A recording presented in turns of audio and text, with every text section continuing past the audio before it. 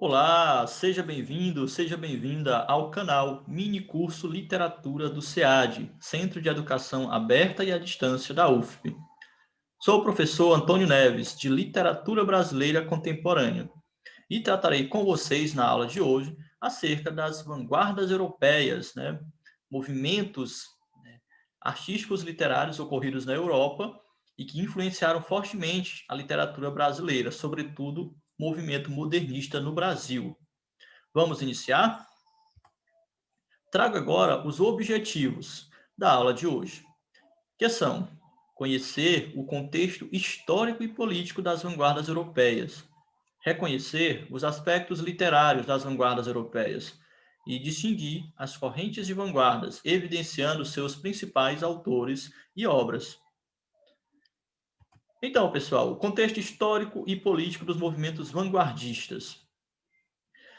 Temos inicialmente a expansão europeia no início do século XX. Então, a Europa estava em plena expansão nesse início do século, com o desenvolvimento ferroviário, surgimento da eletricidade, do telégrafo sem fio, do rádio, do cinema, do automóvel, do avião, entre outros. Avanços na ciência, temos as figuras de Albert Einstein e de Freud, o Einstein com a sua teoria da relatividade, e Freud com os avanços na psicanálise, ou seja, ruptura com a tradição, já que a igreja era a grande difusora de informações. E, no caso, a ciência estava vindo à tona com tudo. Houve também a imigração europeia, e esses países europeus, eles começram a buscar territórios, buscar riquezas, entrar em confrontos. E isso levou, gente, à Primeira Guerra Mundial, um momento drástico, na Europa, que levou milhares de pessoas a serem vitimadas, tá certo? Então, houve essa Primeira Guerra Mundial, também nesse início do século XX, Além disso, a Revolução Russa. Então, isso impactou muito os artistas e intelectuais, vendo o avanço acontecer, mas também a disputa pelo poder. Então, diversos autores, diversos intelectuais, eles estavam na busca de uma nova abordagem artística, isso causando a revolução cultural na Europa. Então, a partir disso, veremos o que é que significa a palavra vanguarda, como é que surgiu as vanguardas europeias. A palavra vanguarda vem da expressão francesa avant-garde, que significa estar à frente de, à frente de seu tempo, à frente do que estava concebido. Os vanguardistas, pioneiros e inovadores, apresentam propostas à frente de seu tempo. As vanguardas europeias são os movimentos que procuram expressar as contradições desencadeadas por tantas mudanças, tantos ganhos e, simultaneamente, tantas derrotas vividas na era da máquina. Observem aí que eles estavam refletindo o presente, o que estava acontecendo e o que estava por vir.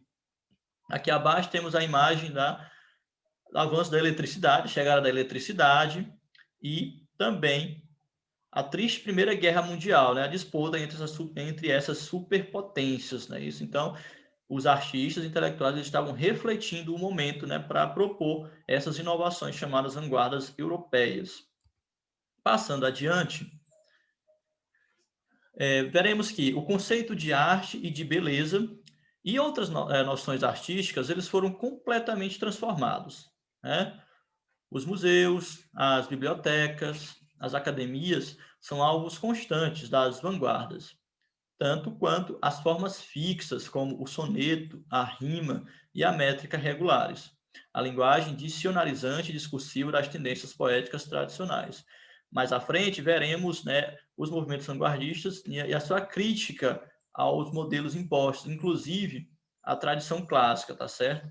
Eles queriam a destruição, dessa permanência, eles queriam fazer o novo, trazer algo diferente que refletisse a situação a qual viviam. Iniciados no território das artes plásticas, os movimentos de vanguardas rapidamente se ampliam em direção às outras manifestações artísticas. defendendo a interdependência de suas linguagens, a integração entre a música, a escultura, a arquitetura, a literatura e o cinema. Então, eles defendiam essa busca pelo novo, tá certo? Eles estavam buscando a todo preço modificar, né, o que estava imposto. Então, pessoal, vamos iniciar aqui, né, a tratar dos 5 movimentos vanguardistas mais importantes, né? Começaremos pelo futurismo, chamado também de arte-ação. Quando falamos futurismo, já temos uma noção de que ele trata de futuro, né? Do que estava acontecendo, né? O que estava por vir. Então, como a máquina tinha surgido, a eletricidade, né? Os transportes. Então, esse movimento ele trata da velocidade, né? Principalmente a velocidade, que é destacar esse fator, né? Nas suas obras e nos seus manifestos. Ele foi fundado em 1909, na Itália, por Filippo Tommaso Marinetti. Um nome importante nesse movimento, certo, gente? Vai criar um manifesto futurista, em 1909. Defende uma arte sintonizada com a beleza da velocidade, as grandes multidões agitadas pelo trabalho, pelo prazer ou pela revolta. Então, esse movimento ele vai tratar muito mesmo da velocidade, trazer esse aspecto em todas as obras. Também possui caráter antifeminista, antiburguês, antissocialista e antidemocrático. Diferentemente das outras vanguardas, o futurismo assume claramente uma postura política direitista, vindo a esgotar-se na década de 1940. Então, fundada em 1909, esgota-se em 1940, tá certo? Agora temos aqui os trechos do Manifesto Futurista de Marinetti, né? Um dos manifestos mais importantes, né? Mais impactantes de Marinetti. Vamos ler aqui. Nós queremos cantar o amor ao perigo, o hábito da energia e do destemor, a coragem, a audácia, a rebelião serão elementos essenciais de nossa poesia. A literatura exaltou até hoje a imobilidade pensativa, o êxtase, o sono. Nós afirmamos que a magnificência do mundo enriqueceu-se de uma beleza nova, a beleza da velocidade. Um automóvel de corrida com seu cofre enfeitado com tubos grossos, semelhantes a serpentes de hálito explosivo. Um automóvel rugidor que correr sobre a metralha é mais bonito que a vitória de Samotrácia. Nós queremos destruir os museus, as bibliotecas, as academias de toda natureza e combater o moralismo, o feminismo e toda a vileza oportunista e utilitária. Observe, pessoal, nesse trecho final, o repúdio aos museus, aquilo que estava pregoado, né, tido, né, como eterno, e não era bem assim. A reflexão que esses autores faziam era justamente demolir, era justamente trazer algo novo, diferente, né? Estavam cansados do academicismo, estavam cansados, né, da permanência, né, de algo há bastante tempo deteriorado, tá certo? Então, trouxe aqui uma obra, né, uma obra futurista chamada Dinamismo de um Cão na Coleira, de Giacomo Balla, né, obra de 1912. Então, ele representa o movimento do cão. Observem a forma que tá as patas do cão, o movimento, na velocidade. E aí a gente quase não enxerga a figura em si, mas sim esses movimentos. Então, o futurismo ele trata justamente dessa velocidade, né? Refletindo o momento no qual os autores estavam, os escritores, os pintores. Também temos uma obra aqui de Umberto Boccioni, chamada Dinamismo de um Ciclista, né? Quase não percebemos ciclista algum, mas sim o movimento. Eles queriam retratar o momento, né? A velocidade, como acontecia com as revoluções e com as inovações vigentes na época, certo? Mais uma obra futurista, Mar, Dança, de Dino Severini. Gente, aqui é um mar, representa o mar, as ondas do mar, uma agitação tremenda, então, mas ele quer captar aqui justamente a velocidade, né? Esse movimento, essa transformação, ok? Passando para a segunda vanguarda, temos o cubismo, né? Cubismo, chamado também de arte fragmentação. Arte fragmentação, o que é isso? Então, pessoal, vai ser um modelo de arte não linear, vai ser uma superposição de colagens. Uma obra, ela vai ter diversas perspectivas, né? Olha o que diz Matisse sobre o cubismo. Ele despreza as formas, reduz tudo, sítios, figuras e casas, a esquemas geométricos, a cubos. Características do cubismo, né? Onde é que nasce o cubismo? Nasce e se afirma na França entre 1907 e 1914, certo, gente? Início do século XX também. O cubismo na pintura, ele nega os postulados da tradição clássica, produzindo montagens ou colagens em que as formas geométricas se sobressaem, tá certo? Veremos isso em algumas obras cubistas. Também a gente destaca a libertação da sintaxe tradicional, critica, né, gente? Ele já quer uma ruptura com a sintaxe. Também temos a invenção de palavras e seu uso sem quaisquer preocupações com normas. A total ruptura com a versificação e o lirismo poético tradicional. Mais uma vez, temos essa crítica, né, essa tentativa, né, de mudar o modelo clássico imposto, tá certo? Sem muitas regras, né? Ruptura com a versificação e o lirismo poético tradicional. Além disso, o cubismo ele pode ser pictórico e pode ser literário, né? O que é o cubismo pictórico, né? No desejo de transmitir a estrutura total do objeto, os cubistas começaram a decompor as formas em diferentes planos geométricos e ângulos retos, que se interceptam e sucedem.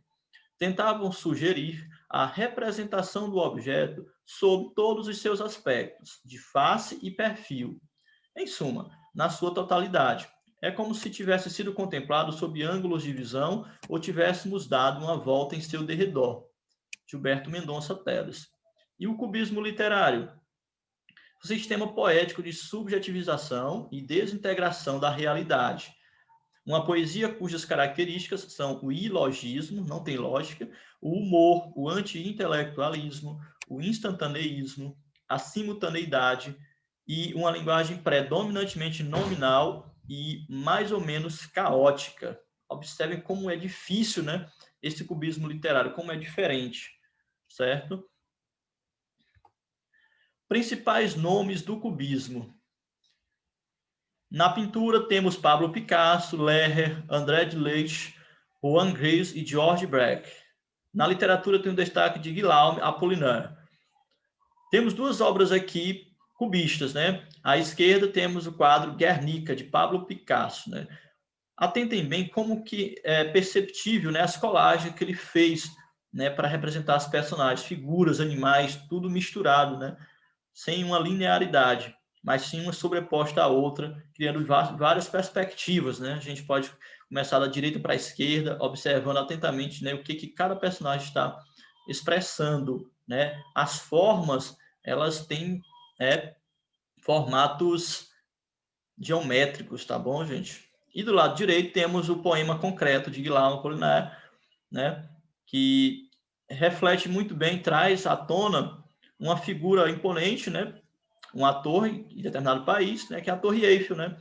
Encontrada na França, Paris, França, tá certo? Observe como foi feito esse poema concreto, né? Com nomes, ele conseguiu só com alguns nomes, não, ele não quer demonstrar essa lírica, não quer demonstrar muito essa metrificação, tá certo, pessoal? E sim a forma que ele expressa, muito simples, diferente do que estava das obras anteriores a esse movimento. Os Três Músicos, também de Pablo Picasso, né, gente? Outra obra cubista, né?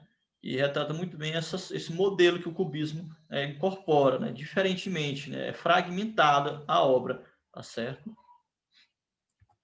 E aqui, gente, temos a Baporu, de Tarsila do Amaral, né? Pintora brasileira que sofreu influência do cubismo. Então, nessa obra, percebemos claramente, né? Figuras geométricas, essa não linearidade, tá bom, pessoal? Justamente sofrendo influência do cubismo europeu. Agora trataremos de outro movimento vanguardista importante, chamado expressionismo, né? Expressionismo ou arte subjetiva, tá certo? Como diz Lotte Esner, o expressionismo ele não vê, ele tem visões, é algo que vem internamente, ele vai trabalhar muito esse inconsciente, essa parte, né, individual. Surge na Alemanha em 1910, em oposição ao impressionismo. Ele defende a perda do controle consciente no ato da criação, ou seja, né, cada pintor, cada autor, ele vai desenvolver um trabalho muito profundo, né, tratando de aspectos subjetivos, algo que de difícil entendimento, mas que reflete muito bem o seu lado interior, certo? Focaliza o lado obscuro da humanidade, revela angústia existencial e medo, essas sensações estão refletidas nas obras, é antipositivista, pois defende o irracionalismo, ele expressa uma percepção individual da realidade também, valoriza a subjetividade em vez da objetividade, teremos obras muito subjetivas, muito profundas, e realiza a distorção da realidade, tá certo? Então, ele distorce a realidade, ele quer tratar de algo muito mais além do que a realidade pode expressar, tá certo? Então, temos como principais artistas expressionistas na pintura, temos Edvard Munch e Cat Cousins. Na literatura, vamos ter Thomas Mann, John Joyce, Alfred Dublin, Rainer Maria Rilke e George Kaiser. Aqui eu trouxe para vocês uma obra expressionista de Kate Coates. Então, gente, observem essas pinturas. Né? A gente quase não vê faces, né? Mas sim aspectos obscuros, né? É como se fosse o lado de dentro das personagens, tá certo, pessoal? É uma tela muito caótica, muito sensacionalista, tá bom, pessoal? A gente pouco identifica essas personagens, mas vê muito o seu lado interior, essa escuridão, esse lado de dentro. Então, uma característica do expressionismo. Outra obra expressionista chamada O Grito, é uma das mais importantes, né, uma das mais características, né, desse movimento, de Edvard Munch. O que é que diz? Né? Em O Grito, o norueguês Edvard Munch, 1863-1944, rompe com a noção aristotélica de arte como imitação da natureza. Então, ele fez algo diferente, não quis tratar da natureza, né? Sem ter preocupações realistas. Ele parece ter pintado não a figura humana gritando, mas o próprio grito, né? E isso é perceptível, né, pelo esse contexto ao redor do grito, né? Aqui observamos um rio com muitas curvas, muito ondulado, o céu vermelho, né, o ambiente caótico. Então, é o tom do eco, o eco ele está sendo retratado. Então, não é exatamente a figura humana, mas sim esse grito, né, o próprio movimento do grito, a própria interpretação desse grito na obra. Então, é uma obra bastante impactante, uma das principais, né, do expressionismo. No Brasil, vemos que a pintura do modernismo brasileiro sofreu influência das vanguardas europeias. Dessa forma, é possível verificar traços desses movimentos em várias obras, incluindo entre eles o expressionismo. Como exemplo, podemos apontar Anita Malfatti, Cândido Portinari, de Cavalcante, Tarsila do Amaral, dentre outros. Na literatura, não existem propriamente obras expressionistas. Há algumas obras com características desse movimento. Como exemplo, é possível citar Graciliano Ramos, em Angústia, Augusto dos Anjos, né, na sua obra Eu, Mário de Andrade, na sua obra Amar, Verbo Intransitivo. Então, esses são autores que podem ter sofrido influência do expressionismo nas suas obras, tá certo? Passando agora, vamos conhecer o quarto movimento, né, vanguardista europeu chamado Dadaísmo, ou arte anti-arte. Né? O que é isso? Então, o termo Dada é bastante impactante. Né? Dada é o dilúvio após o que tudo começa, como diz André Gide. Ele toma forma em Zurique, na Suíça, também se faz presente no cenário artístico europeu de 1916 a 1921, tendo Tristan Tzara como seu mais importante defensor no campo literário. É considerado o mais radical e demolidor dos movimentos de vanguarda. É uma espécie de culminância das três vanguardas anteriores, expressionismo, cubismo e futurismo, certo? Os dadás propuseram destruir os valores burgueses, não estavam se importando, né, com a burguesia. Eles usam o nonense como forma de crítica feroz à sociedade, é uma forma dele expressar sua crítica à sociedade, né? A origem da palavra Dada é controversa. Em romeno significa sim, sim. Em francês, cavalinho de pau, um brinquedo.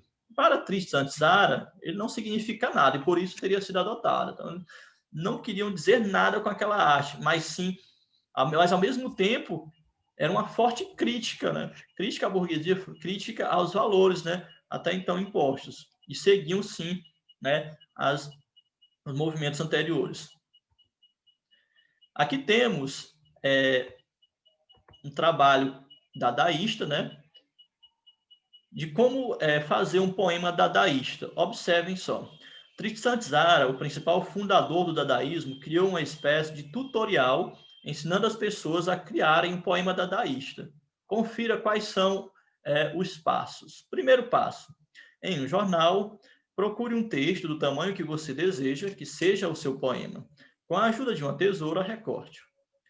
2. Escolha algumas palavras do artigo e recorte-as. 3. Coloque as palavras recortadas em um saco e agite para embaralhá-las. 4. Vá retirando cada palavra do saco e reescreva cada uma em um papel, sempre respeitando a ordem que foram sorteadas.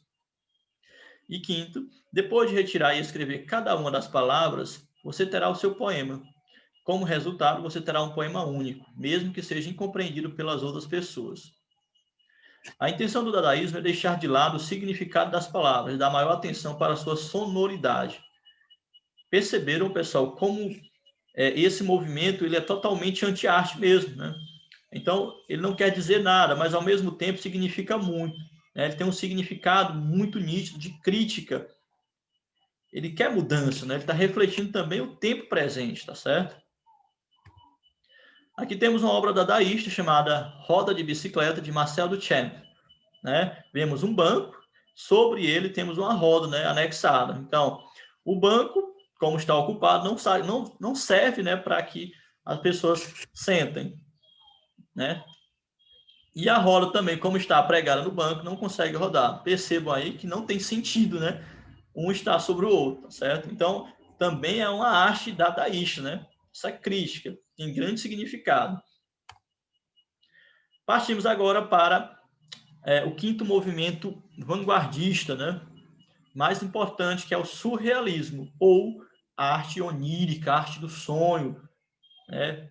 Algo profundo. Esse movimento surgiu na França, em 1924, desenvolvendo-se principalmente no período entre as duas guerras, né? A Primeira Guerra e a Segunda Guerra Mundial, de 1918 a 1939. André Breton é um dos seus principais criadores no campo da literatura. Na pintura e no cinema, destacam-se dois espanhóis geniais, Salvador Dalí e Luís Buñuel. O surrealismo traz a inauguração de um novo conceito de realidade, baseado no surreal. Propunha uma arte que fluísse livremente a partir do inconsciente e da livre associação, incorporando elementos do ilogismo, do sonho e da fantasia. Na literatura, preconizavam a escrita automática, derramada sobre o papel como um fluxo do mundo interior. Percebam aqui que o surrealismo ele expressa esse lado do sonho, né, de algo surreal, inimaginável, tá certo? Ao passo que o expressionismo ele trata da sensação, né, de algo subjetivo, né, mas que trata, né, de algo interno. Já o surrealismo não, ele vai muito além, trazendo à tona elementos, né, que jamais acontecerão, mas que é o que a tendência artística procura, né? Trazer novo, trazer o sonho, trazer, né, uma mudança, tá certo? Então, todos esses movimentos vanguardistas trazem essa inovação, tá certo, pessoal? Embora tenham essas características diferentes, mas eles trazem inovação na arte. Trouxe aqui uma obra surrealista, né, de Salvador Dalí, né, chamada Aparição de um Rosto e de uma Fruteira na Praia, né? Atentando a essa imagem, pessoal, realmente percebemos um rosto, mas também podemos criar a imagem de um cão, né, de uma fruteira, certo? Temos um lenço, né, deixado na praia. Então, é uma perspectiva muito abrangente. Então, a gente não consegue ver isso como real. Só pode ser surreal, pode estar no mundo do sonho. Então, tem várias obras surrealistas, né, que ficamos, né, impactados, ficamos sem entender, porque realmente trabalho do sonho, algo muito profundo, né? E Salvador Dalí é um dos grandes pintores, né, do surrealismo.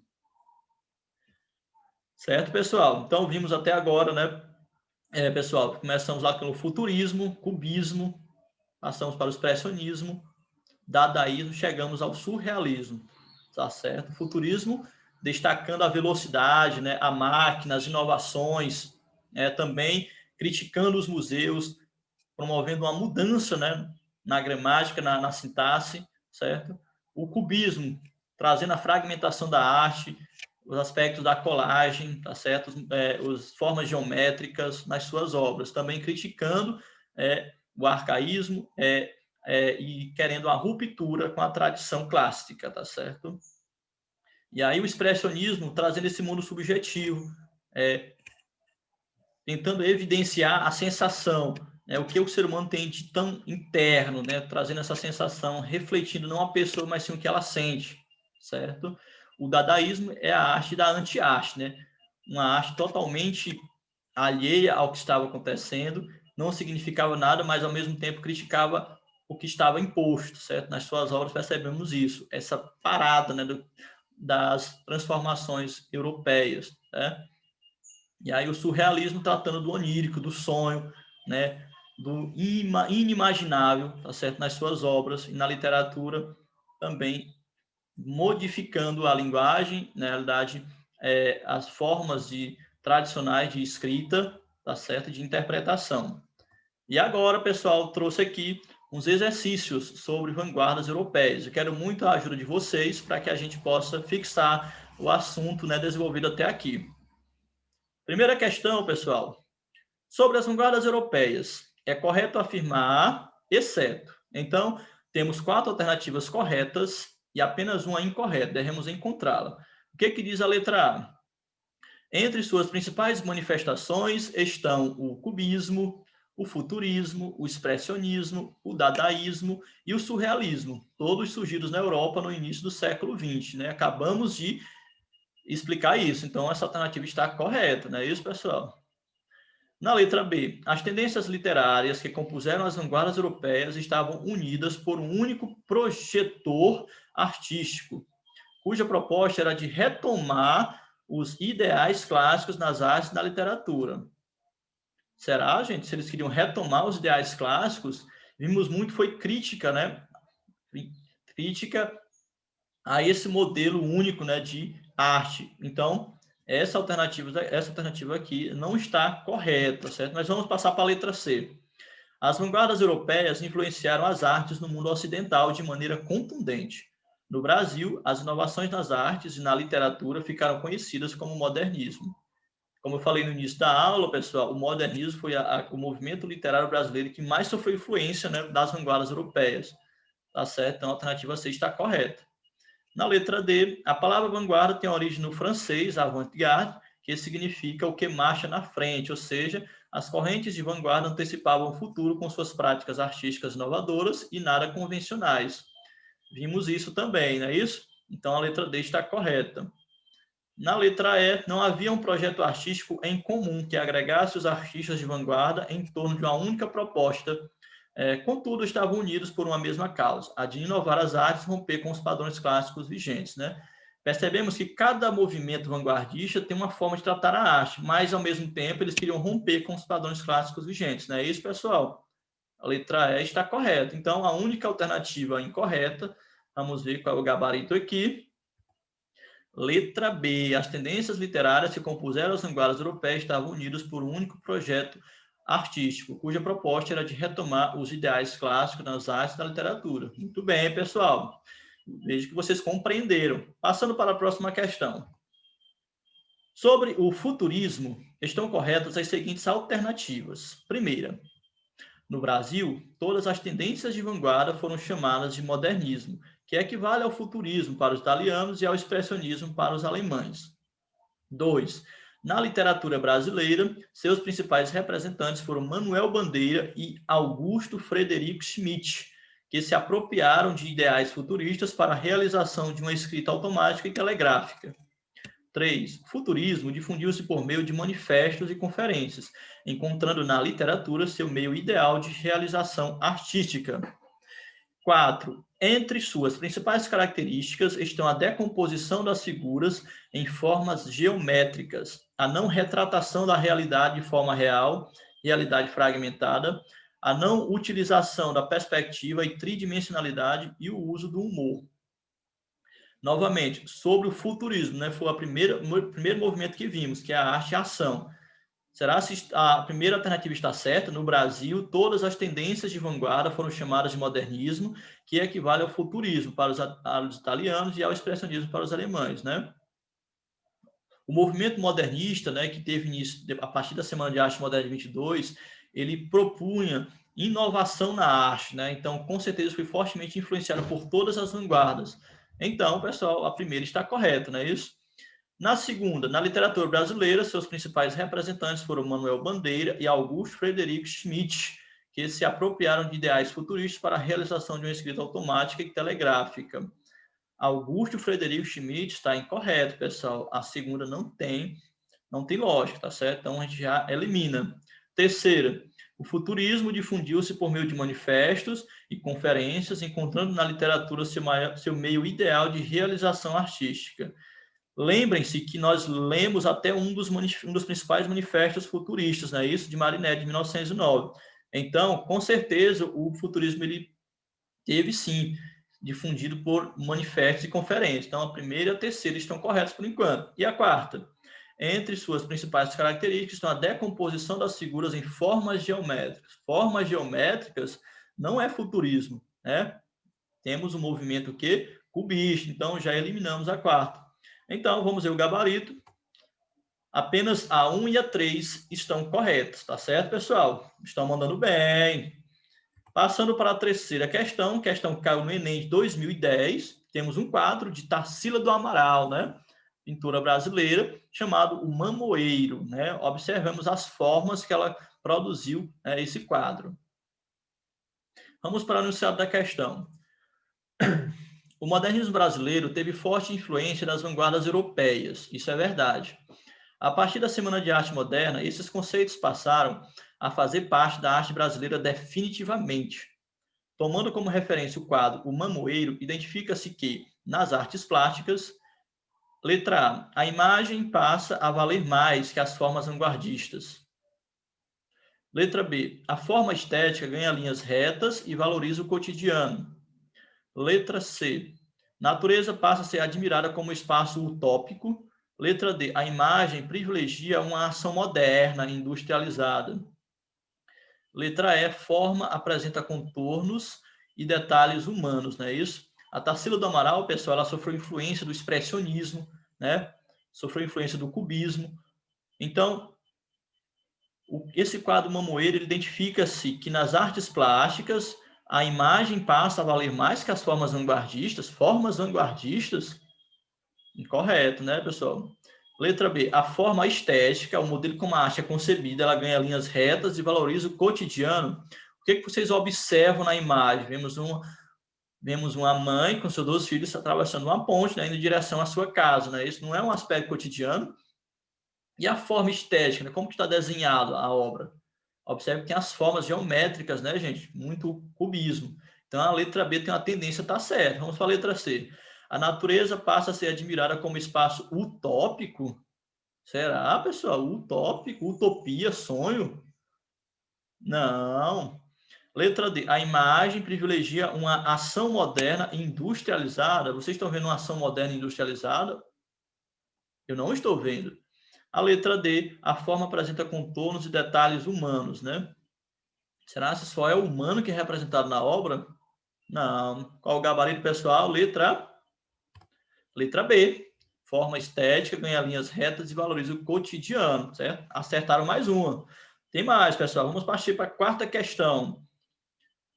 O movimento literário brasileiro que recebeu influências de vanguardas europeias, tais como o futurismo e o surrealismo, foi. Essa aqui tá fácil, hein, pessoal? Toda a nossa aula nós tratamos disso, né? Qual foi o movimento brasileiro que sofreu influência das vanguardas europeias? Começando de baixo para cima, né? Foi o simbolismo? Foi o realismo? O romantismo? O parnasianismo, né? Ou o modernismo, né, gente? Os 4 últimos, né, fortemente influenciados pela cultura clássica. Será se as vanguardas europeias estavam abarcando a cultura clássica ou estavam tentando modificá-la, romper com a cultura clássica, né? Elas queriam romper, então só pode ser quem, gente? Modernismo, gabarito letra A, na quarta questão. Quinta questão, centrando-se assim no moderno, fazia apologia da velocidade, da máquina, do automóvel. Um automóvel é mais belo que a vitória de Samotrácia, desculpe, dizia Marinetti no seu primeiro manifesto, da agressividade, do esporte, da guerra, do patriotismo, do militarismo, das fábricas, das estações ferroviárias, das multidões, das locomotivas, dos aviões, enfim, de tudo quanto exprimisse o moderno nas suas formas avançadas e imprevistas, na Sala de Moisés. Esse texto define um dos primeiros ismos, né, das vanguardas artísticas europeias que sacudiram o século XX. Gente, ele fala da velocidade da máquina, fala de Marinetti, gente, que é o precursor desse movimento. Tá muito fácil, né, pessoal? Então, trata-se do cubismo, né, que é a arte fragmentação, do futurismo, que é a arte-ação, do surrealismo, do onírico, dadaísmo, da anti-arte, ou do impressionismo, né, gente? O interior. Qual é o movimento que vai tratar da velocidade, que vai retratar, né, o automóvel, as conquistas, a eletricidade, as locomotivas, gente? Exatamente, futurismo. Alternativa correta, letra B, gente. Mandaram muito bem. Pessoal, chegamos ao fim da nossa aula. Queria muito agradecer a permanência de vocês durante todo o vídeo, tá certo? E agora eu peço para que vocês se inscrevam no canal, ativem o sininho para receber as novas aulas que colocarmos. E também, né, curtam essa aula, divulguem para os amigos e vamos juntos aprender a literatura brasileira contemporânea. Um abraço.